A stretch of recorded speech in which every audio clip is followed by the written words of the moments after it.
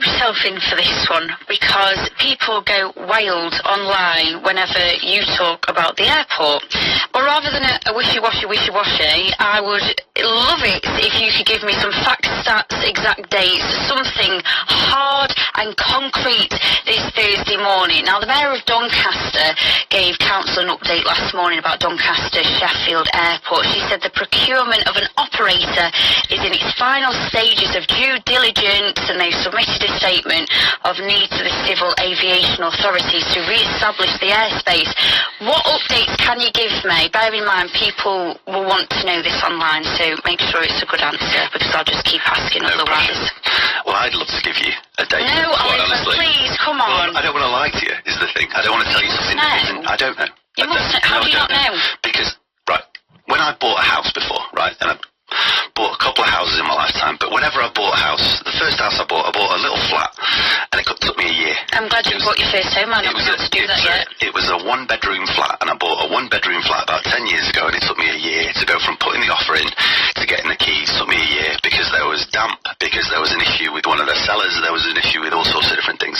Now multiply those sorts of issues to the scale of an airport, and you can imagine just how complicated that is. Now obviously we've got more resources than I had when I bought my flat, but honestly it takes a long time to try and solve all of those problems, get through those legal barriers, figure out all the different commercial interests, how we're going to do it together. So look, we're moving at pace, we're doing everything we can, we're putting a huge amount of resource into that. We've got lawyers working on it day in, day out, but we're not just going to do it as quickly as possible and sod the consequences. Have you got an operator though? So the council are working with an operator to try and get through the commercials. So there is an operator. Yes. So the Mayor of Doncaster knows everything, but you know a little bit less. I'm slightly removed from that. What we're doing is we're providing the funding for the airport to reopen. So we've committed up to £138 million through that process. That's not just about reopening Doncaster Sheffield Airport. That's a whole plan for Gateway East, for bringing in businesses to make it a world-leading sustainable aviation hub. That's what we're trying to do. But we're going to do it right.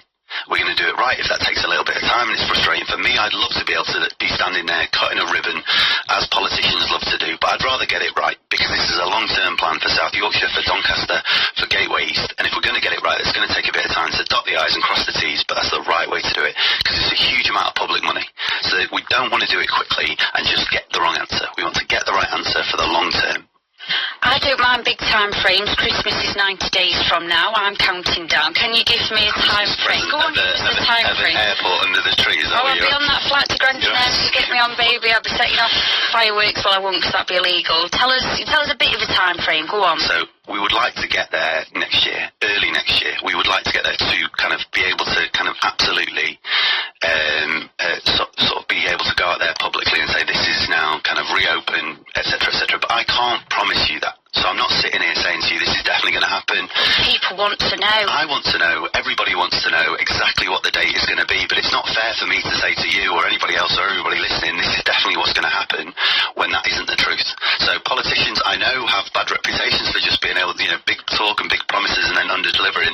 I'd rather go the other way around. I'd rather under-deliver and over-promise. I'd rather get this absolutely right, even if that's a bit frustrating. Now, I'm working every day to try and make sure this stuff happens. When I was at Labour Party conference, I met with Mike Kane, the aviation minister, sat down with him for an hour and talked to him just about what we need to do and how we need to do it to get the government to support us as well. We're working with Boeing, we're working with hybrid air vehicles to build that sustainable aviation sector in South Yorkshire. We're doing everything we can to make this work, but we're going to do it right. And I think people need to have confidence in that process rather than just get to the answer as quickly as possible. Right, well, I hope people online and listening are satisfied with that, because we must read the travel now.